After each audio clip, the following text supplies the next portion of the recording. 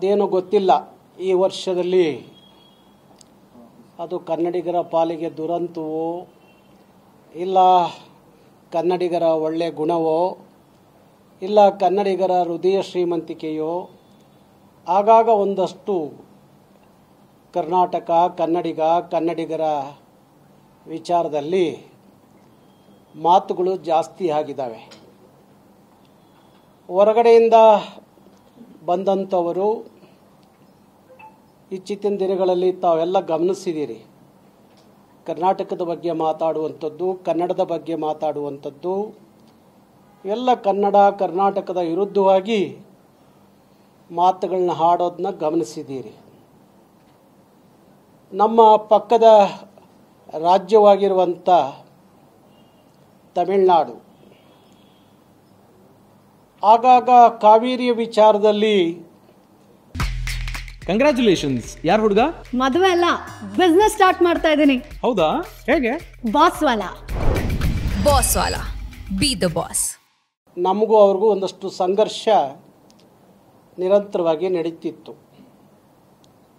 ಇತ್ತೀಚೆಗೆ ಆ ಸಂಘರ್ಷಕ್ಕೆ ಒಂದು ಅಂತ್ಯ ಕಾಣಬೇಕು ಅನ್ನೋಕ್ಕೋಸ್ಕರ ಈ ದ್ರಾವಿಡ ರಾಜ್ಯಗಳ ಪ್ರಾದೇಶಿಕ ರಾಜ್ಯಗಳ ವಿಚಾರಗಳಲ್ಲಿ ನಾನೊಂದಷ್ಟು ಎಲ್ಲರ ಜೊತೆಯಲ್ಲಿ ಮಾತಾಡಿ ನಾವೆಲ್ಲ ದ್ರಾವಿಡ ರಾಜ್ಯದ ಭಾಷೆಗಳೇನಿದ್ದಾವೆ, ದ್ರಾವಿಡ ಭಾಷೆಗಳು ತೆಲುಗು, ತಮಿಳು, ಕನ್ನಡ, ಮಲಯಾಳಂ ಇವೆಲ್ಲ ಭಾಷೆಗಳು ನಾವು ಒಟ್ಟಾರೆ ಯಾವ ಉತ್ತರದ ಹಿಂದಿಯ ದಬ್ಬಾಳಿಕೆ ಏರಿಕೆ ನಮ್ಮ ಭಾಷೆಗಳ ಮೇಲೆ ಆಗ್ತಾ ಇದೆ, ಅದರ ವಿರುದ್ಧ ನಾವೆಲ್ಲ ಒಟ್ಟಿಗೆ ಹಿಂದಿಯ ವಿರುದ್ಧ ಪ್ರತಿಭಟಿಸಬೇಕು, ಹಿಂದಿಯ ವಿರುದ್ಧ ಮಾತಾಡಬೇಕು ಅಂತ ಹೇಳಿ ನಾನು ಅನೇಕ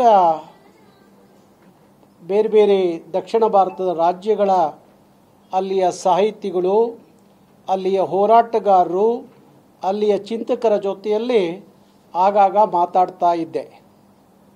ಈ ದುರಂತ ಏನು ಅಂದರೆ ಇಂಥದ್ದೊಂದು ಒಗ್ಗಟ್ಟು, ದಕ್ಷಿಣ ಭಾರತದ ಒಗ್ಗಟ್ಟನ್ನ ಮೂಡಿಸುವಂಥ ಸಂದರ್ಭಕ್ಕೆ ರಜನಿಕಾಂತ್ ಅನ್ನುವ ಒಬ್ಬ ನಟ, ತಮಿಳುನಾಡಿನ ನಟ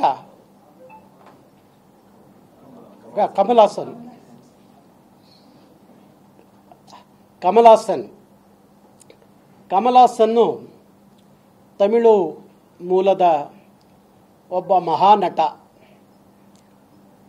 ನಟನೆಯ ಬಗ್ಗೆ ನಮಗೆ ಯಾರಿಗೂ ಅಭ್ಯಂತರ ಇಲ್ಲ, ಗೌರವ ಇದೆ. ಕಮಲಾಸನ್ನು ಒಬ್ಬ ಮಹಾನಟ ಅನ್ನೋದು ಗೌರವ ಇದೆ ಅವರ ಮೇಲೆ. ರಾಷ್ಟ್ರಮಟ್ಟದಲ್ಲಿ ಅಂತಾರಾಷ್ಟ್ರ ಮಟ್ಟದಲ್ಲಿ ಖ್ಯಾತಿ ಪಡೆದಂಥ ಒಬ್ಬ ಮಹಾನಟ ಅನ್ನುವ ಅಭಿಮಾನ ನಮಗೂ ಇತ್ತು. ಆದರೆ ಮೊನ್ನೆ ಅವರ ಸಿನಿಮಾದ ಕಾರ್ಯಕ್ರಮದ ಸಂದರ್ಭದಲ್ಲಿ, ಪ್ರಚಾರದ ಸಂದರ್ಭದಲ್ಲಿ ಅವರು ಒಂದು ಮಾತನ್ನು ವ್ಯಕ್ತಪಡಿಸ್ತಾ ಹೇಳಿದಂಥದ್ದು ಕನ್ನಡಿಗರನ್ನು ಕೆರಳಿಸುವ, ಕನ್ನಡಿಗರನ್ನು ಒಗ್ಗೂಡಿಸುವ, ಕನ್ನಡದ ವಿಚಾರಕ್ಕೆ ಬಂದರೆ ಅವನು ಎಷ್ಟೇ ದೊಡ್ಡನಾದರೂ ಬಿಡಲ್ಲ ಅನ್ನುವ ರೀತಿಯಲ್ಲಿ ಒಂದು ರೀತಿಯಲ್ಲಿ ಪ್ರತಿಭಟಿಸುವಂಥ ಒಂದು ಸಂದರ್ಭಕ್ಕೆ ಕಮಲಾಸನ್ ಬಂದು ನಿಂತಿದ್ದಾರೆ. ಅವರು ಹೇಳಿದ ಮಾತು ತಮಿಳಿನಿಂದ ಕನ್ನಡ ಹುಟ್ಟಿದ್ದು ಅಂತ ಹೇಳಿ ಯಾವ ಆಧಾರಗಳನ್ನು ಇಟ್ಕೊಂಡು ಮಾತಾಡಿದ್ರೋ ಗೊತ್ತಿಲ್ಲ, ಯಾವ ಶಾಸನಗಳನ್ನು ಓದ್ಕೊಂಡು ಬಂದು ಹೇಳಿದ್ರೋ ಗೊತ್ತಿಲ್ಲ, ಯಾವ ಭಾಷಾ ತಜ್ಞರ ಅವರ ಹತ್ರ ವಿಚಾರವನ್ನು ತಿಳಿದು ಮಾತಾಡಿದ್ರೋ ಗೊತ್ತಿಲ್ಲ.